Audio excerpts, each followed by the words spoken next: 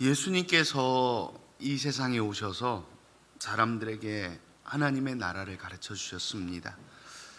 그 전에 사람들은 율법의 엄중한 이야기만 듣다가 예수님께서 오셔서 사람들에게 하나님 나라의 위로, 하나님 나라의 은혜를 가르치시면서 하나님의 사랑을 알려주셨어요.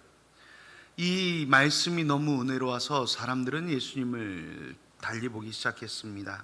그런데 이 사람들이 예수님을 바라보는 시각이 다 각각 달랐어요. 어떤 사람들은 예수님을 기적을 행하는 선지자다라고 생각했고요, 어떤 사람은 하나님 말씀을 잘 전하는 선생님, 랍비다 생각을 했습니다. 또 어떤 사람들은 예수님께서 병자들을 잘 고쳐주시니 의사구나 해서 새로운 의사라고 생각하기도 했습니다. 예수님이 선지자입니까? 랍비입니까? 의사입니까? 어느 게 맞아요? 다 틀려요. 예수님은 그리스도십니다. 구세주예요. 그런데 사람들은 자신들이 아는 그 단편적인 지식으로만 예수님을 판단하기 시작했던 것입니다. 지금 이 시대도 사실 사람들이 예수님을 그렇게 판단합니다.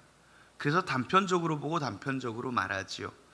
이와 같은 것을 설명했던 옛날 이야기가 하나 있습니다. 장님들에게 코끼리에 대해서 설명을 해줍니다. 코끼리는 이렇게 생겼습니다. 모르지요. 그러니 만져보게 합니다. 그래서 코끼리의 다리를 만져본 장님은 뭐라고 합니까? 코끼리는 항아리처럼 생긴 겁니다 라고 이야기를 합니다. 또 코끼리의 코를 만져본 장님은 뭐라고 얘기할까요? 코끼리는 몽둥이 같이 생긴 겁니다 라고 이야기합니다. 누가 맞아요? 다 틀리지요. 자신이 경험한 자신의 단편적인 지식만 이야기하는 것입니다. 오늘 본문에 나온 이 사람들도 그렇습니다. 자기가 아는 지식으로 판단합니다. 그런데 크게 문제가 돼요. 이 사람들이 예수님을 보는 관점에 문제가 생긴 겁니다. 이들은 장님도 아니지요. 장님들이 안 보이니까 그렇다 칩시다. 바리새인들과 서기관들은 앞도 잘 보는 사람입니다. 그리고 그들은 그 보는 힘을 잘 사용해서 예수님을 매 눈으로 관찰합니다. 1절과 2절 말씀에 바리새인과 또 서기관 중 몇이 예루살렘에서 와서 예수께 모여들었다가 그의 제자 중 몇 사람이 부정한 손, 곧 씻지 아니한 손으로 떡 먹는 것을 보았더라. 무엇을 보고 있습니까? 부정적인 걸 보고 있습니다. 예수님이 하시는 사역의 순기능은 보지 못하고 나쁜 것, 또 악한 것, 잘못됐다 생각되는 것, 내 마음에 차지 않는 것을 봅니다. 여러분, 사람의 죄악이 어디서 시작됐어요? 에덴 동산에서 시작됐습니다. 에덴 동산에서 사람의 죄가 어떻게 시작됐어요? 하나님이 먹지 말라 한 선악과를 본즉, 뭐한즉? 본즉, 먹음직도 하고 보암직도 하고 지혜롭게 할 만큼 탐스럽기도 하더라 말합니다. 우리 인간의 죄악이 보는 데서 시작됐어요. 이전과는 달라 보였습니다. 우리들이 살아가는 오늘 세상을 살아가는 우리 성도들은 그렇다면 세상을 어떤 눈으로 바라보고 계십니까? 우리가 바라보는 시각이 중요합니다. 어떤 목사님이 아이가 태어났는데 3.9kg의 우량아로 태어났답니다. 그런데 아이가 태어나면서 이상이 있어서 신생아 중환자실에 들어갔어요. 중환자실은 하루에 2번만 정해진 시간에 면회가 10분인가 20분 되는데 이 목사님이 다음날 아이를 보러 갔답니다. 들어갔더니 아이가 토실토실하고 뽀송하고 예쁘더래요. 그래서 괜찮구나 싶어서 안심하고 있는데 옆자리에 인큐베이터가 있더래요. 뭔지 아시죠? 그 미숙아들 넣어놓는 그거요. 봤더니 한 15cm 정도? 그러니까 요만한 거예요. 15cm 정도 되는 마른 짝대기 같은 게 그 안에 들어있더랍니다. 사람으로 보이지도 않더래요. 봤더니 진짜 요만한 아이가 누워있고 그 앞에 그 아이를 며칠 전에 낳은 듯한 엄마가 배에다가 뭘 이렇게 둘둘 싸매고 그 옆에는 그 아이의 아빠 같은 사람이랑 둘이 그 아이를 쳐다보는데 세상에서 제일 행복한 미소를 지으면서 너무 예쁘게 쳐다보더래요. 내 새끼, 제일 예쁜 내 새끼, 진짜 그게 느껴지는 눈으로 아이들을 쳐다보더래요. 그래서 옆에서 있던 게 그렇게 미안했대요. 자기 아들은 4kg나 돼갖고 토실토실한데 옆에 그 마른 막대기 같은 아이를 보니 마음이 아프더랍니다. 여러분, 세상을 어떤 눈으로 보십니까? 내 눈엔 마른 막대기지만 부모의 눈에는 세상 예쁜 내 새끼예요. 사람이 바라보는 것에 따라 다릅니다. 사람이 세상을 바라볼 때 욕심을 가지고 바라보면 죄를 짓게 되는 것입니다. 그러나 사랑의 마음으로 바라보면 세상이 달라집니다. 우리가 바라보는 그것에 따라 다른 것입니다. 조선시대 문인 유한준이라는 분이 이런 글을 썼습니다. 알면 곧 참으로 사랑하게 되고, 참으로 사랑하면 참으로 보게 되고, 볼 줄 알게 되면 모게 되니 그것은 한갓 쌓아두는 것이 아니다. 참 좋은 말인데요. 이 말을 유홍준이라는 교수님이 나의 문화유산 답사기라는 책에 이렇게 표현을 해놨습니다.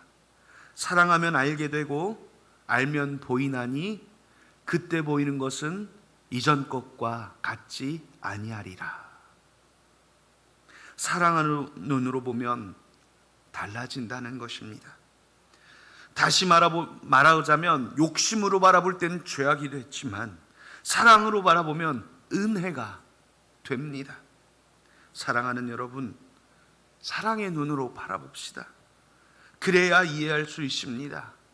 사랑의 눈으로 바라보아야 용서할 수 있습니다. 사랑의 눈으로 바라보아야 참을 수 있습니다. 그리고 그렇게 해야 달라질 수 있습니다. 우리의 인생을 아름답고 행복하게 하는 것은 오직 복음뿐입니다. 예수님은 그러면 세상을 어떻게 바라보셨을까요? 마태복음 14장은 그 유명한 오병이어 기적장입니다. 예수님께서 그 기적을 행하셨던 제일 첫머리에 14절에 이런 말씀이 있습니다. 예수께서 나오사 큰 무리를 보시고 불쌍히 여기사 그 중에 있는 병자를 고쳐주시니라. 큰 무리가 나오는데 예수님은 그들을 불쌍하게 보셨다는 것입니다. 예수님은 죄악 가득한 이 세상을, 이 사람들을 정죄의 눈으로 바라보지 않았습니다. 그저 불쌍히 여겼습니다. 오늘 우리의 눈이 책을 잡고 있다면 우리가 바리새인입니다.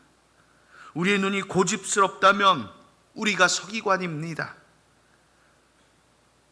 우리의 마음이 판단하고 있다면 우리가 유대의 장로들과 다를 바가 없을 것입니다. 곧 우리는 구원받은 하나님의 자녀로 사는 것이 아니라 다시 죄악된 자녀로 살아가게 되는 것입니다. 사랑하는 여러분, 다시 복음으로 돌아갑시다. 주님의 마음을 품어봅시다. 예수님께서 우리에게 원하시는 것은 우리가 예수님 따라 사는 그것입니다. 성지순례로 터키를 다녀왔습니다. 이스탄불 공항에서 내려서 차를 타고 갑바도기아까지 770km, 약 800km를 7시간을 운전해서 갔습니다. 그런데 그 길이 참 좋아요. 우리나라보다 훨씬 좋아요. 우리나라 길 좋다는데 거짓말이에요. 갔더니요, 평균 최대 시속이 시속 140km까지 허용이 돼요.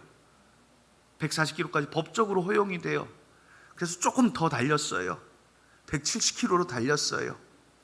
그런데 7시간을 가요. 그래도 제가 왜 이 말을 하냐면 한참을 달립니다. 1시간이고 2시간이고 3시간이고 170km로 달리니까요, 계속해서 끝없는 광야가 나와요. 끝없는 광야가 나와요. 3시간, 4시간을 달려도 지평선밖에 안 보여요. 풀밖에 없어요. 몇 시간 가면 중간에 나무 한 그루 보여요. 그런 길을 달려갔거든요. 뜨거운 태양을 맞으면서. 여러분, 이 길을 제가 대충 계산해도 400-500km 되는 광야인데 이 길을 여러분들로 걸어가라고 하면 저에게 뭐라고 하시겠어요? 목사님이 제정신이 아니시네 하실 거예요. 그런데 그 길을 운전하면서 성경을 묵상하니까 거기가 바울이 건너갔던 자리예요. 2차 전도여행 당시에 바울이 그렇게 에베소 쪽으로 전도하러 가고 싶었는데 성령이 막은지라 성경에 돼 있어요. 그래서 바울이 이고니온 쪽에서 지금의 앙카라 쪽으로, 그러니까 제가 지나온 그 길 쪽으로 돌아서 이스탄불 밑에 있는 드로아까지 가요. 그러니까 그 이동한 거리가 1000km가 넘고 그 1000km 안에 뭐가 들어있어요? 제가 달린 그 풀 한 포기밖에 없는 광야가 있어요. 우리나라보다 더 큰 땅을 걸어 건너면서 그 뙤약볕에서 그늘 하나 없는 그 길을 바울이 걸어가면서 어떻게 했을까요? 이걸 같이 간 목사님하고 얘기를 했어요. 이 길을 걸어가면서 바울이 아이고 뜨겁네, 아이고 태양은 왜 이렇게 더워, 아이고 왜 이렇게 멀어, 다리는 왜 이렇게 아파, 투덜거렸을까요? 아니면 주 하나님 지으신 모든 세계 찬송하며 걸었을까요?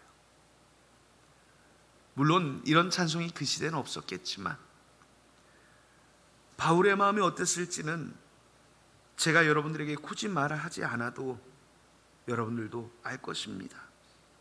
예수님을 사랑하는 바울의 마음은 예수님으로 가득 차 있었어요. 이 길이 1000km라, 이 길 1000km밖에 못 가는 게 아쉬웠을 거예요. 2000km라면 2000km를 갔을 거고 3000km면 3000km를 갔을 겁니다. 뙤약볕이 문제입니까? 거친 파도가 문제입니까? 아골골짝 빈들이라도 갈 겁니다. 어디든지 주의 복음이 필요한 사람이 있다면 가야 한다는 것이 바울의 마음이었기에 그 뙤약볕도 그 광야도 그 길도 아무런 문제가 되지 않았습니다. 그저 그 길을 걸어도 은혜였던 것입니다.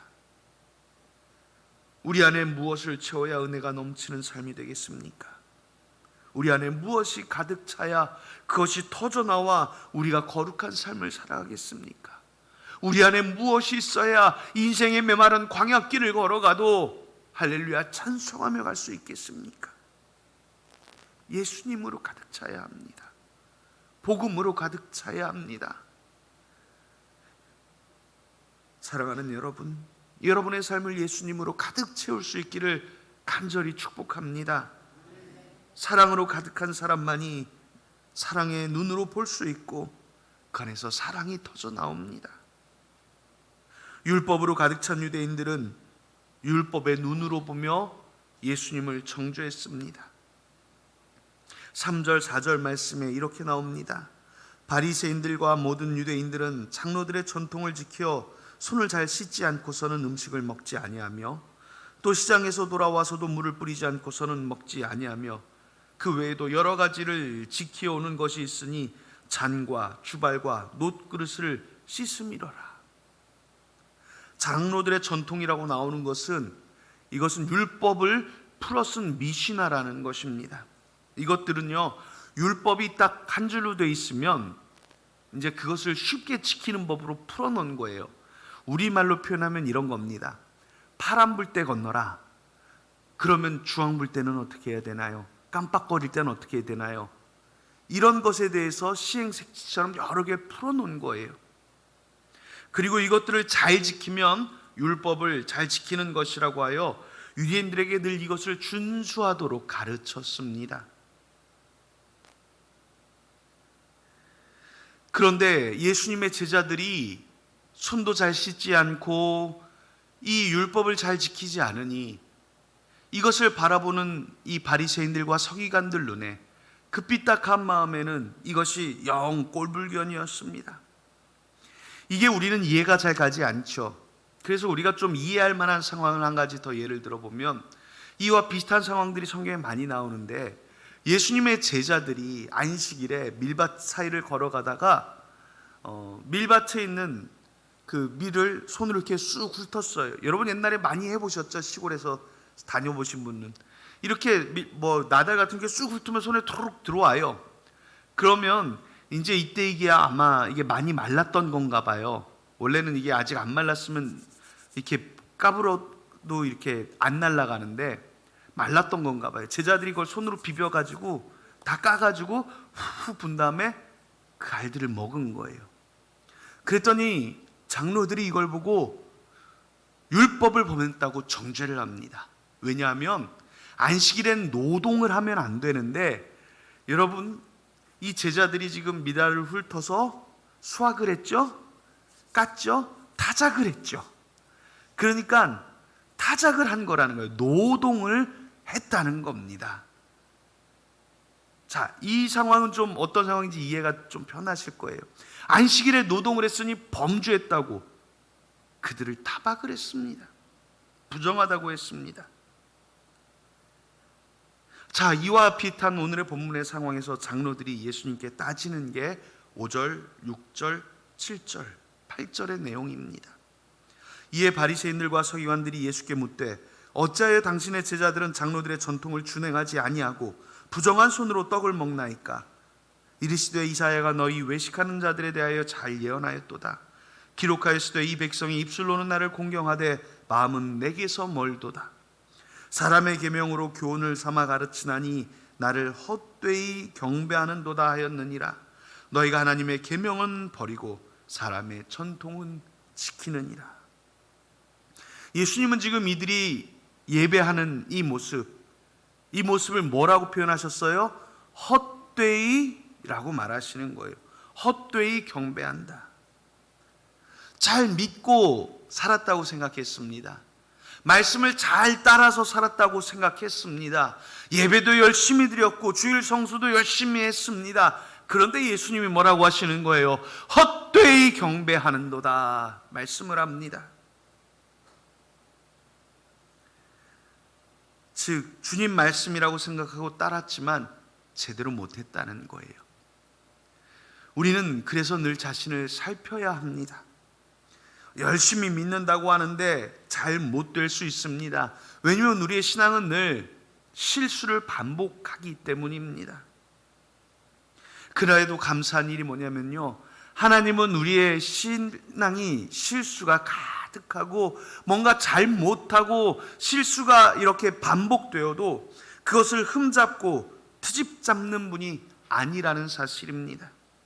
하나님은 오히려 그 실수들을 깨닫고 우리가 하나님께 돌아오기를 기다리시며 우리를 그 품으로 안아주시는 분이 하나님이에요.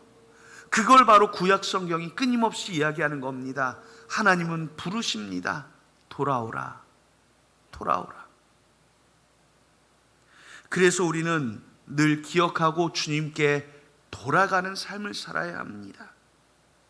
우리는 본래 죄된 길로 너무 잘 가요. 이사야서 53장 6절은 우리의 모습을 이렇게 표현합니다. 우리는 다 양 같아서 그릇 행하여 각기 제 길로 갔거늘 여호와께서는 우리 모두의 죄악을 그에게 담당시키셨도다. 양 같아서 그릇 행한대요. 또 양 안 쳐보셨으니까 모르잖아요. 양 어떻게 해보신 적 없죠. 제가 경험 하나를 말씀드리면, 제가 어렸을 때 시골에 자주 갔는데 이렇게 어른들이 바쁠 때는 저더러 뒷산에 가서 소 풀 뜯기고 오라고 시키셨어요. 그런데 처음에 한번 그런 실수를 했는데 그 뒤는 안 했지만, 풀을 다 뜯기고 돌아오는데 좁은 길 옆에가 논이고 이쪽은 산이에요. 이 논인데 소가 가다가 논에 그거를 딱 한 입 먹은 거예요. 너무 맛있거든요. 갑자기 소가 논으로 뛰어 들어가 버리는 거예요. 그걸 먹으려고. 근데 제가 작았어요. 힘이 없어요. 아무리 땡겨도 안 나와요. 막 발로 뻥뻥 차고 때리고 고삐를 끌어도 제가 못 이겨요, 소를. 그래갖고 이 녀석이 논을 쭉 들어가 버리는데 아이고 큰일 났다 싶은 거예요. 그런데 마침 그 논 저쪽에서 어떤 어른이 일하다 그걸 보더니 막 뛰어오신 거예요. 저한테 막 이제 화를 내고 뭐 하는 거냐고. 제가 안 된다고 힘이 했더니 왜냐면요, 소가 그걸 맛보니까 눈이 돌아갔는지 이 어른이 들어와서 고삐를 잡고 막 때려도 안 나와. 한참 실갱이에서 끌어냈던 기억이 있어요. 그 다음부터는 절대 소를 논 쪽으로 안 몰고 산 쪽으로 이렇게 두고 몰았던 기억이 있어요. 눈 돌아가니까요, 이 가면 안 되는 길로 쑥 가버려요. 그냥 획가닥 가버려요. 우리가 다 양 같다는 말이 뭔지 모르겠는데 제 느낌엔 그 소 같은 거예요. 세상에 눈 돌아가니까 가면 안 되는 길인 줄도 모르고 가면 잘못된 건 줄도 모르고 정신없이 가버리는 거예요. 그게 우리의 모습이에요. 우리는 늘 그래요. 그런데 하나님은 그런 우리를 탓하지 않으십니다.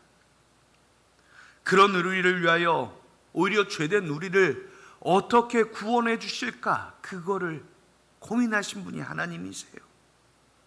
그래서 우리의 죄를 사해 주시려고 예수님을 보내셨고, 이 예수님을 믿는 사람에게 구원이라는 은혜를 주신 것입니다.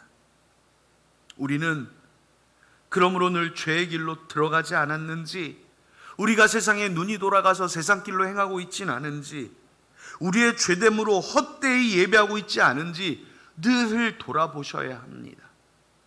그 돌아봄에서 회개가 시작되는 거예요.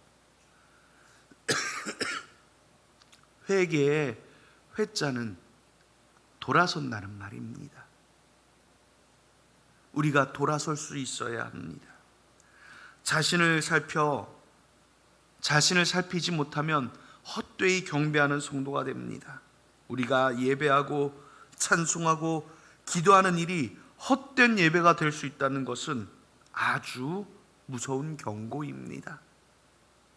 나는 잘 믿고 나는 잘 따르고 있다고 생각하지만 그렇지 않을 수 있다는 거예요.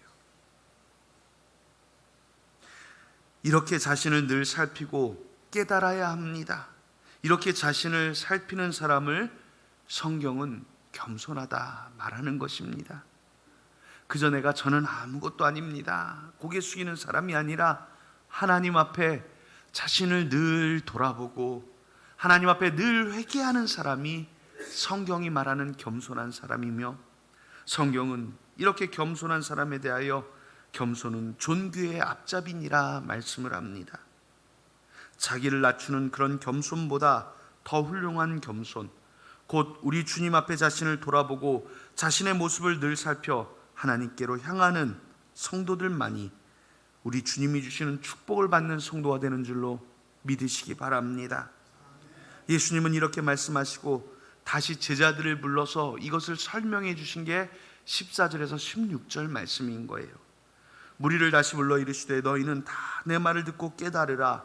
무엇이든지 밖에서 사람에게로 들어가는 것은 능히 사람을 더럽게 하지 못하되 사람 안에서 나오는 것이 사람을 더럽게 하는 것이니라. 우리가 살펴야 될 게 어디예요? 내 안이에요. 내 안을 살펴야 하는 것입니다. 예수님 말씀하신 대로 밖에서 들어오는 것은 사람을 더럽게 못하는데요, 이 16절 이후에 이걸 설명해 주신 내용이 있는데 뭐냐면, 내 안에 들어가는 것은요, 내 마음으로 들어가는 게 아니라 내 위장으로 들어가고 밑으로 나오기 때문이라는 거예요. 여러분들이 외국 사람들이 우리나라 사람들 그 개고기 먹는다고 욕하지만 그거 먹어봐야 다 똑같이 나오는 거예요. 우리가 외국 사람들이 좋아하는 소를 먹어도 똑같이 나오는 거예요. 우리가 남들이 뭐라고 하건 무엇을 먹건 그것은 우리를 더럽게 하지 못한다는 거예요. 왜요? 우리 속에 들어갔다 나오거든요. 그런데 여러분의 마음 안에 들어간 건 어떻게 나옵니까? 다시 입으로 나와요. 여러분들의 행동으로 나와요. 악한 생각과 행동, 말, 타인에게 끼치는 피해 등으로 나오는 것입니다.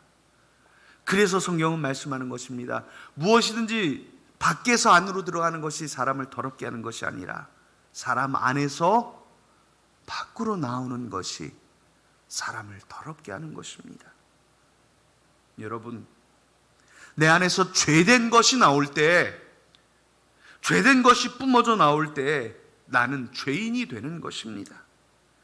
내 안에 있는 복음의 능력이 나올 때 나는 하나님의 자녀로 살아가는 것입니다. 여러분 안에선 무엇이 나오고 있습니까? 어떤 사람 안에 무엇이 들어있는지 참 모르겠어요. 그게 참 어려운 일이에요. 이제 더위가 많이 가셨습니다. 추석이 다가오고 있어요.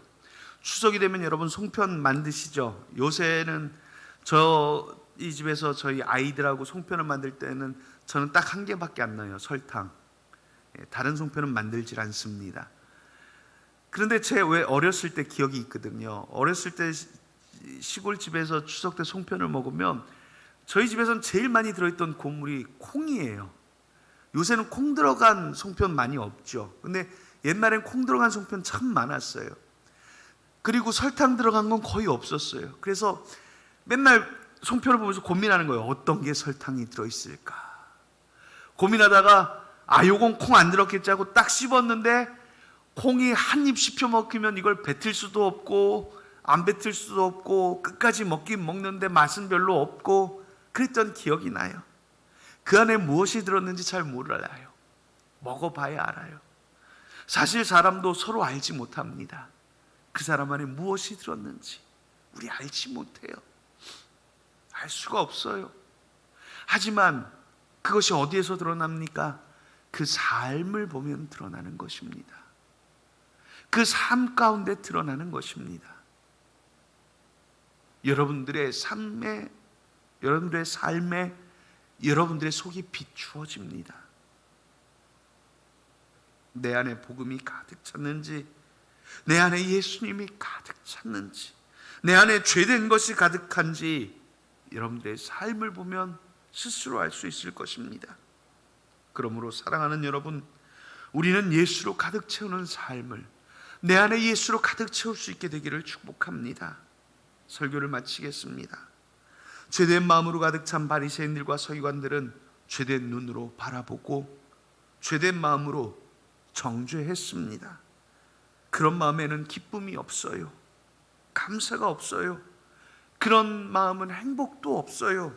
은혜도 없습니다. 우리는 그저 감사의 눈으로 바라보기를 바랍니다. 감사하는 성도만이 감사의 눈으로 바라볼 수 있는 거예요. 은혜의 눈으로 바라보십시오. 은혜로 사는 성도만이 은혜의 눈으로 바라볼 수 있습니다. 긍휼의 눈으로 바라보십시오. 사랑의 눈으로 바라보십시오. 복음의 능력으로 바라보십시오. 복음의 능력이 아니고선 그렇게 살 수 없기 때문입니다. 내 안에 가득한 것이 내 삶에 드러납니다. 오늘도 내 안에 무엇을 채워 내 삶을 행복하고 아름답게 할지 믿음으로 선택하고 말씀으로 채워 기도로 승리하는 삶을 살아가는 성도들 되시기를 예수님의 이름으로 축복합니다. 기도하겠습니다. 하나님, 우리 안에 예수님으로 가득 채우기를 원합니다. 복음의 능력으로 가득 채우기를 원합니다. 주의 능력으로 채우기를 소망합니다. 사랑하는 성도들의 마음을 가득 채워 주시옵소서.